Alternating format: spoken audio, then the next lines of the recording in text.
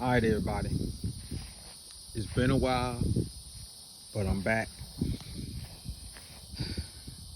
I've been doing some work on quite a few different projects, and mainly on this S10.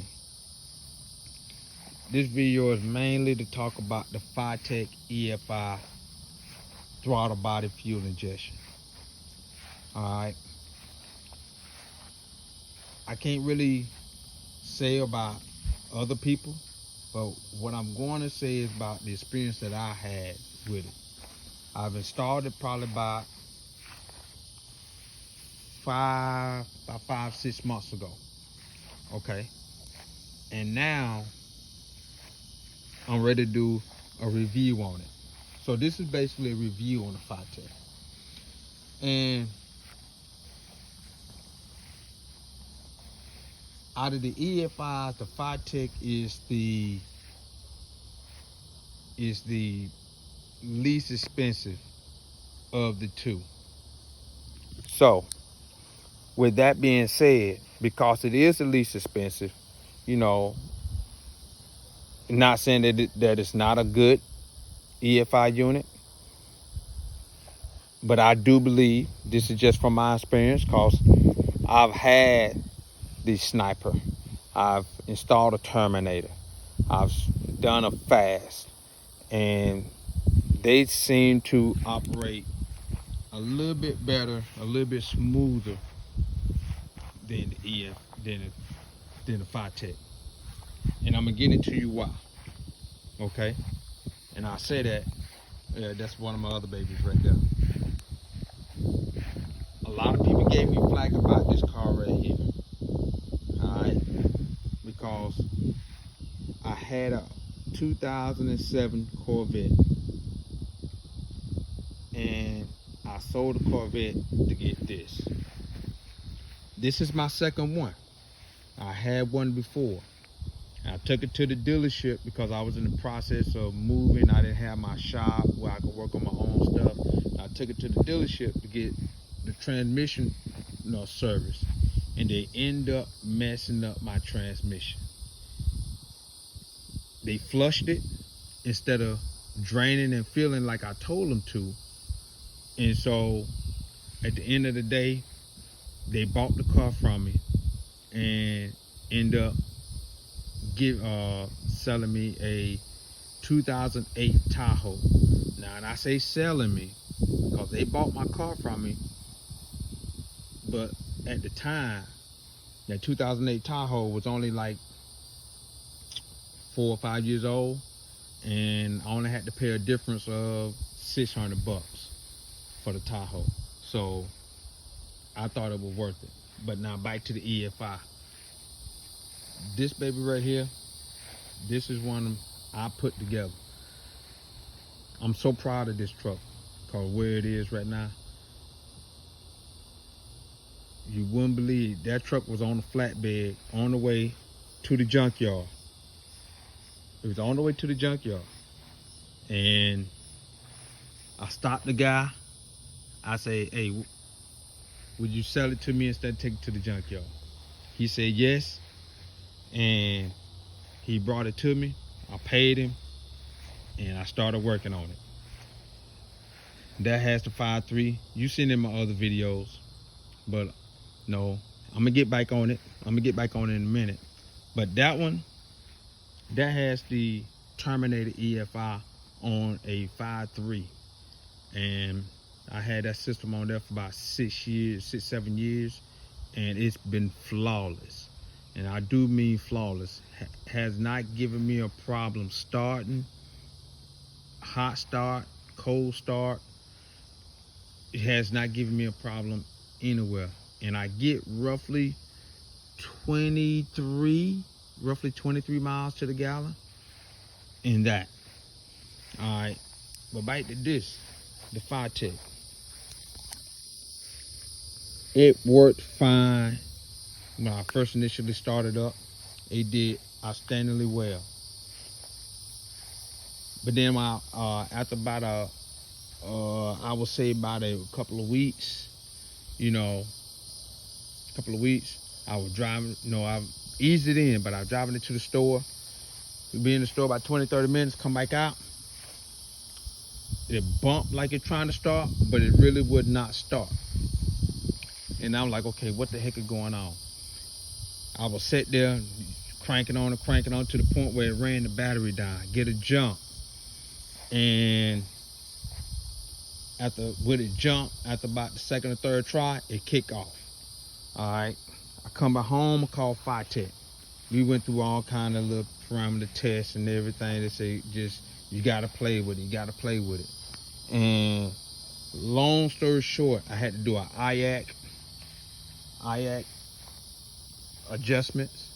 I did that. I ran a negative cable from the battery to the base of the Tech throttle body. All right, then I even put in a brand new battery because they were saying maybe not getting enough voltage. But one thing about it too, you must have over 10 volts with cranking for Tech. Well, Holly, you only need 9 volts for it to crank off. Tech, anything under 10, it will not start. All right, so long story short, we're gonna skip all in this and get to what we're gonna talk about. I'm gonna go to the handheld and I'm gonna show you. This is what I had to do. This is what I had to do to fix my hard start issue. All right, I had to go into my crank values and go to crank and warm up. Believe it or not, for my engine, I have a stock 350 out of a 89 Silverado in this truck. No cam, no heads, anything. And these are my settings that I had to put it on.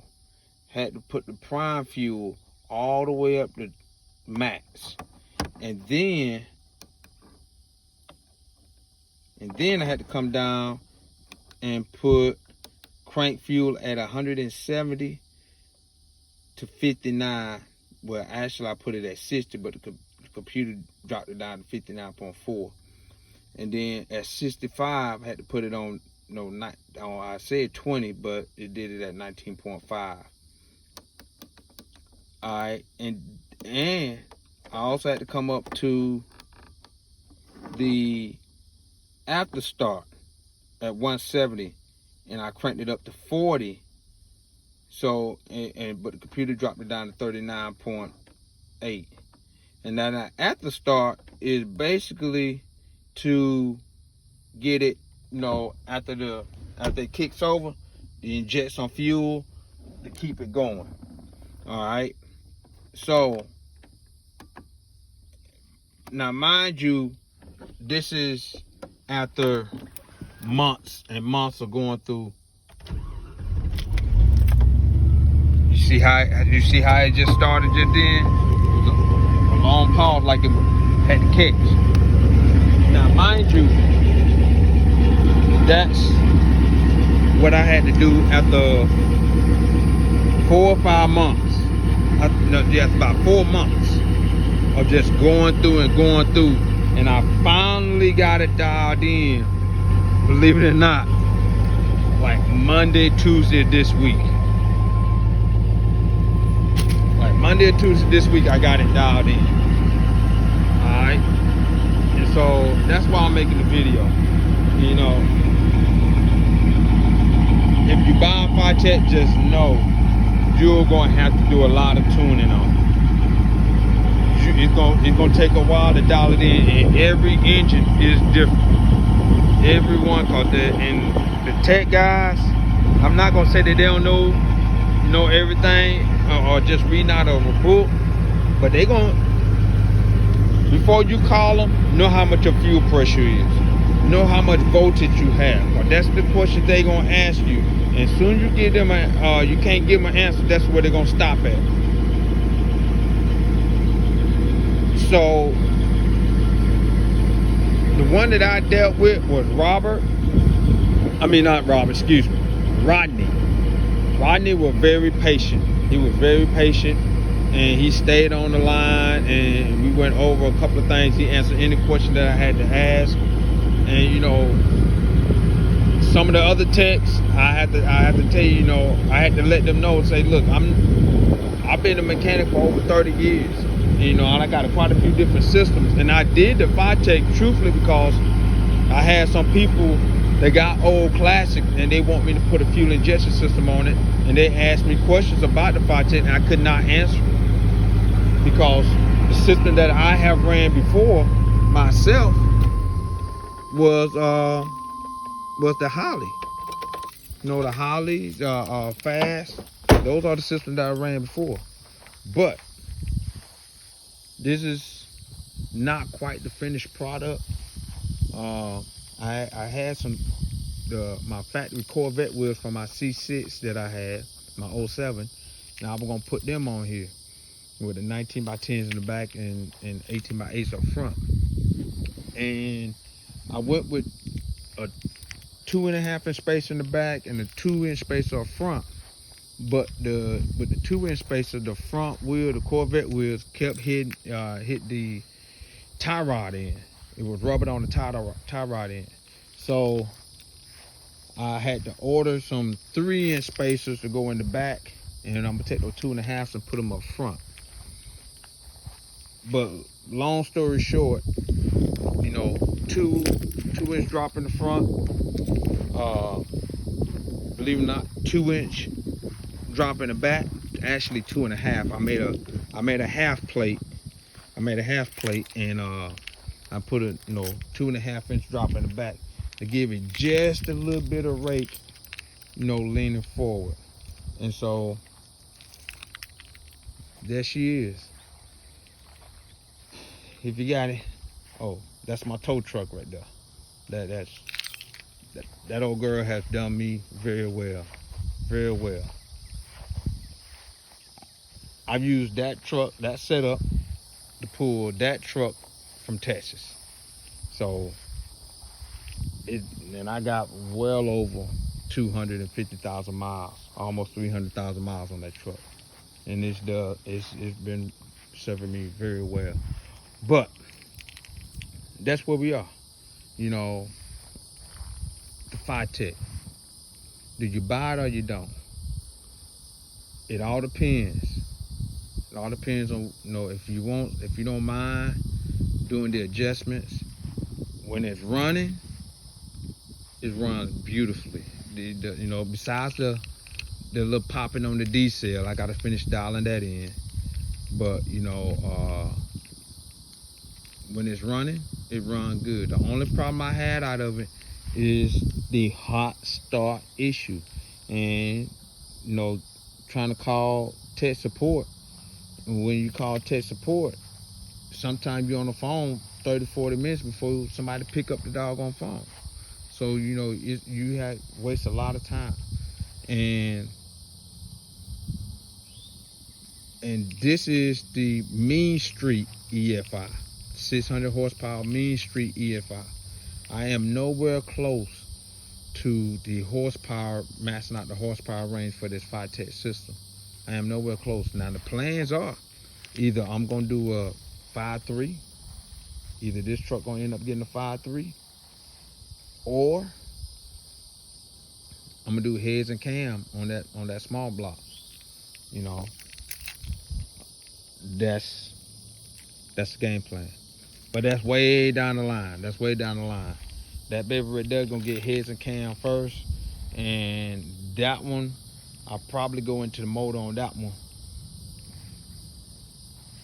before I do any other projects. But if you have any questions, put it in the comments. I will reply to you, and I will answer your question the best that I can. And if I cannot answer it, I would definitely, you know, let you know that I can't answer that question, or at least for research and try to come up with an answer for you. But this is my toy for right now.